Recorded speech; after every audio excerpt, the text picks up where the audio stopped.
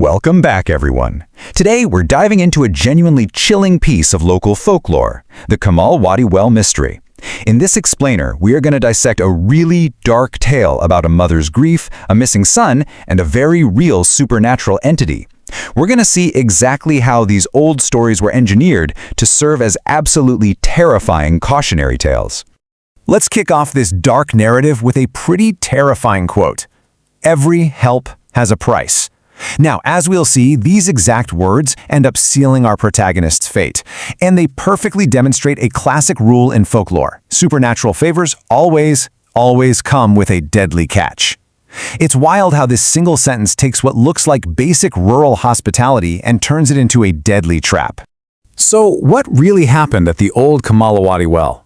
Well, to figure that out, we're going to trace the haunting steps of a young farm boy named Mohan. We'll uncover how a simple, exhausting journey home from a long day of labor completely spiraled into a horrifying fight for his very soul.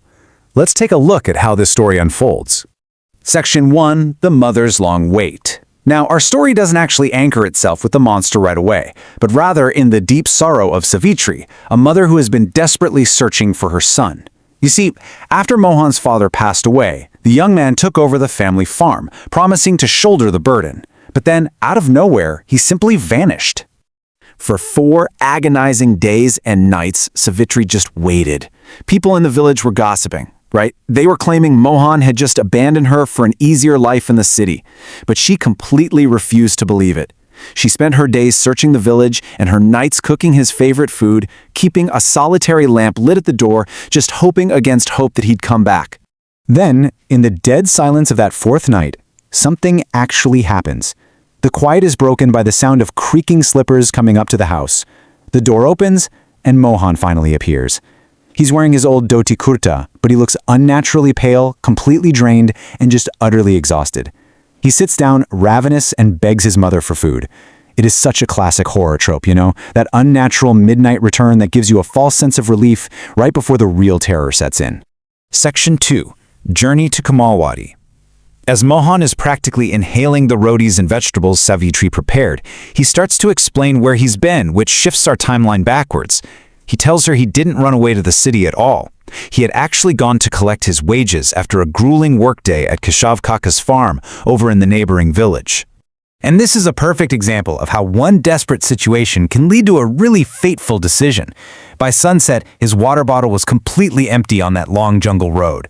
Driven by this unbearable thirst, he remembered an old isolated well hidden deep in the foliage, and he made the fateful choice to step off the safe path.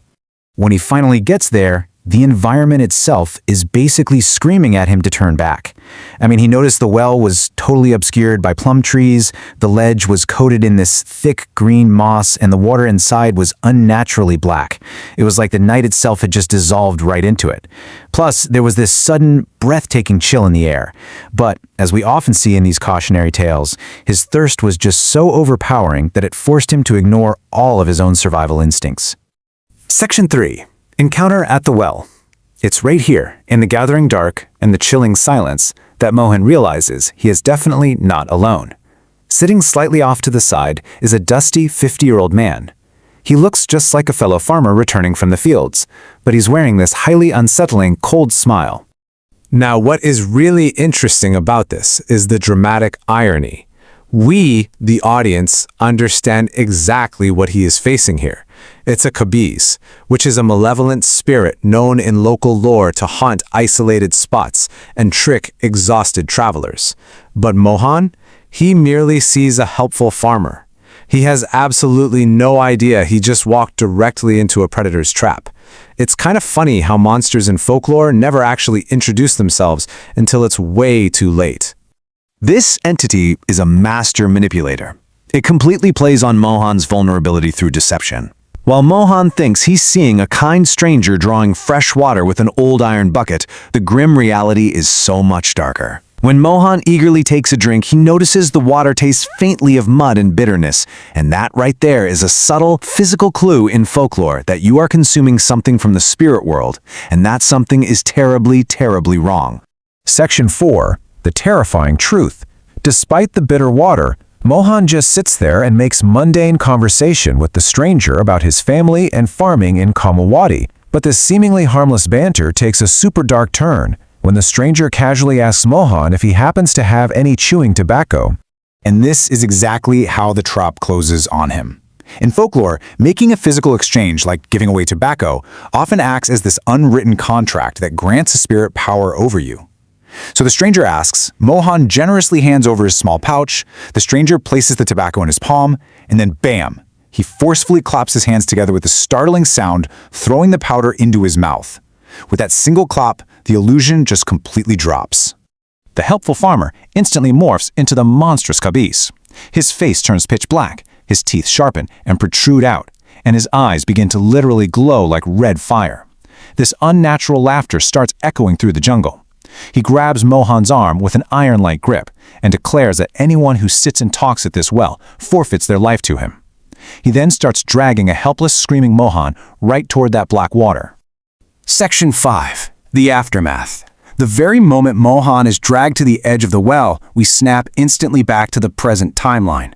We are right back in Savitri's dimly lit house. Mohan is sitting on the floor in front of his mother, having just finished telling her this horrifying story of his own demise. And here is the ultimate jump scare moment of this whole explainer. Out of nowhere, the oil lamp in the house just blows out. In the pitch black, Savitri sees Mohan's eyes glowing a terrifying red. He looks right at his mother, whispers, "I am in that well now," and in a blink, he completely vanishes into thin air. The scene cuts abruptly, and suddenly it's dawn.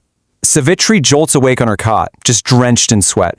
Her mind is desperately racing.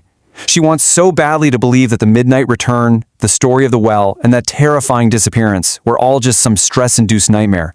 But then she looks down. Lying right there on the dirt floor is the horrifying physical proof. It's the plate containing the half-eaten roti that her phantom son had actually consumed in the night. Savitri lets out this absolutely heart-wrenching scream that wakes up the whole neighborhood. When the brave villagers rush to the well to investigate, they discover the grim clues that confirm everything. Right beside the well are Mohan's slippers and his tobacco box, proving he was physically there, and floating down below is his lifeless body. You see, stories exactly like this served a real purpose back in the day. They were these terrifying warnings specifically designed to keep rural workers from straying off the safe paths after dark. And that brings our explainer on this tragic piece of folklore to a close. Savitri lost her son, but his spirit somehow managed to return one last time just to reveal the truth. Even today, locals claim that if you wander near the Kamalwadi well at high noon, you can still hear this unnatural laughter echoing through the trees. It leaves us with one really deeply unsettling thought to ponder. Is the Khabis still waiting for the next thirsty traveler? Let me know what you think about this one. Until next time, stay curious and please stay on the path.